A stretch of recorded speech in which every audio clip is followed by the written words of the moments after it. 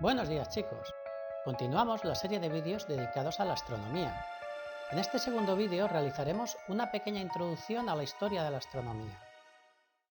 Como ya explicamos, el ser humano ha observado el cielo y las estrellas desde la antigüedad, obteniendo una serie de datos que le indicaban cuándo acampar o mover su campamento, cuándo llegaría el frío o cuándo recolectarían los frutos o llegarían los animales migratorios. Posteriormente, las grandes civilizaciones de la antigüedad desarrollaron interesantes mapas de las constelaciones y calendarios de gran utilidad, pero todo este conocimiento se encontraba ligado a la mitología. La búsqueda de los patrones en el cielo estrellado se unía a las supersticiones y al miedo a lo desconocido. Fue en la antigua Grecia donde se desarrolló la filosofía y los mayores avances en el conocimiento. Y fue allí donde se establecieron las primeras grandes ideas, que posteriormente se incorporaron a nuestra civilización gracias a la adaptación de la filosofía de Aristóteles y Platón a los escritos bíblicos. Entre estas ideas fuerza se encuentran algunas que ya se acercaban a nuestra visión actual, junto con otras que son el origen de conceptos erróneos que todavía perduran, como que la Tierra es plana o que está en el centro del universo. En el siglo III a.C., Aristarco de Samos calculó el tamaño y la distancia a la que se encontraban el Sol y la Luna, aunque actualmente sabemos que estos cálculos fueron erróneos. Pero el hito más importante de Aristarco fue la formulación de una teoría heliocéntrica, afirmando que el Sol y las demás estrellas permanecían fijas en el espacio y que la Tierra y los restantes planetas giraban en órbitas circulares alrededor del Sol y que la Tierra gira alrededor de su eje de rotación. Aunque Aristóteles ya había aportado indicios de la esfericidad de la Tierra, como el hecho de que lo último en desaparecer de los barcos que se alejan es el mástil, o que las constelaciones se encuentran a diferente altura en latitudes distintas, fue Eratóstenes, en el siglo III a.C., quien descubrió que la Tierra era esférica y calculó su tamaño. Lo hizo tras observar que el día del solsticio de verano los rayos del Sol se introducían verticalmente en un pozo localizado en la localidad de Siena, mientras que el obelisco de Alejandría ese mismo día producía una sombra, porque el Sol no se encontraba en su vertical. Calculó la longitud de la sombra y con ella el ángulo de inclinación del Sol, y tras calcular la distancia que separaba ambas ciudades, obtuvo un valor para el radio terrestre, con un error mínimo de un 1%. Ya en el siglo II después de Cristo, Ptolomeo recopiló las ideas de la época y estableció un sistema geocéntrico, según el cual la Tierra se encuentra inmóvil en el centro del universo y alrededor de ella giran el Sol, la Luna, los planetas y las estrellas, realizando órbitas circulares.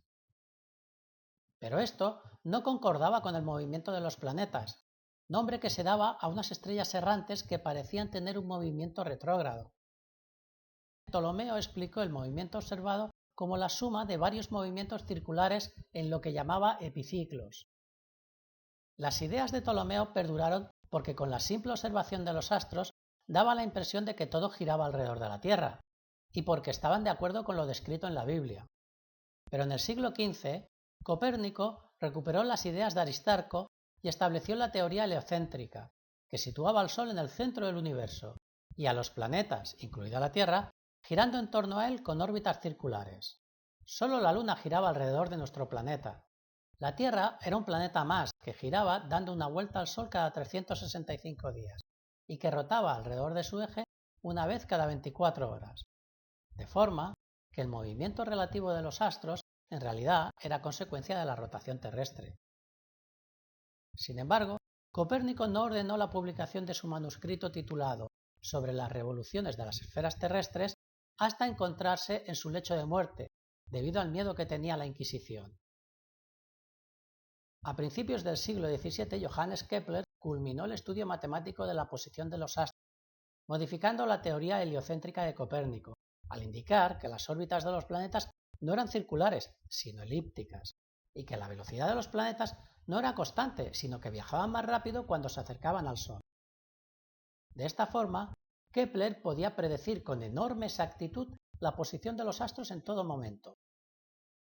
También a principios del siglo XVII, Galileo Galilei apoyaba el heliocentrismo de Copérnico y Kepler, pero él lo hizo desde el método científico, es decir, apoyándolo en pruebas. Para ello, utilizó, aunque no inventó, el telescopio, con el cual realizó numerosas observaciones que contradecían el dogma de la Iglesia de un cielo inmutable. Observó cráteres en la Luna, fases en Venus provocadas por su traslación alrededor del Sol, los anillos de Saturno y 4 satélites de Júpiter, los cuales rotaban alrededor de un planeta. Con todo ello, demostró que Copérnico tenía razón y que el Sol era el centro del sistema solar, pero con la publicación de sus ideas en el libro El mensajero de las estrellas, Galileo se enfrentó al Papa, a la Inquisición, fue juzgado por herejía y fue obligado a retractarse. Galileo se negó a obedecer las órdenes de la Iglesia para que dejara de exponer sus teorías, y por ello fue condenado a arresto domiciliario hasta su muerte.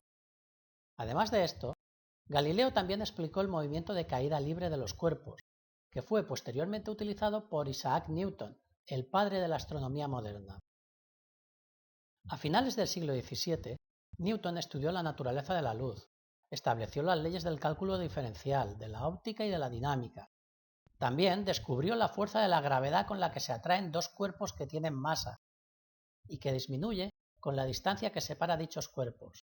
Gracias a la gravedad, se puede explicar tanto la caída de una manzana como el movimiento de los planetas, la formación de las estrellas o se puede descubrir la presencia de un agujero negro.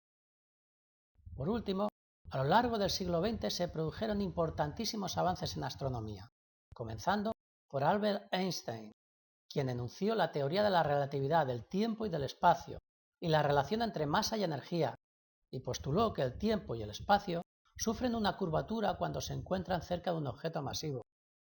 La aplicación de estos principios sirvió para descubrir el Big Bang y la expansión del universo, o para descubrir los púlsars y los agujeros negros.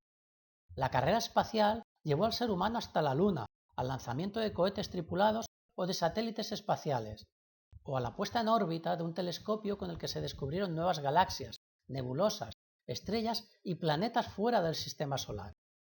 Incluso se envió una sonda para investigar el sistema solar que ya ha salido de este, y otra que se ha posado en un cometa para investigar su composición. Bueno chicos, con esto se completa el vídeo dedicado a la historia de la astronomía. Espero que os haya servido para comprender cómo se produce el avance del conocimiento científico. Os proponemos la realización de un biocubo en el que resumir la biografía de un astrónomo. Hasta pronto.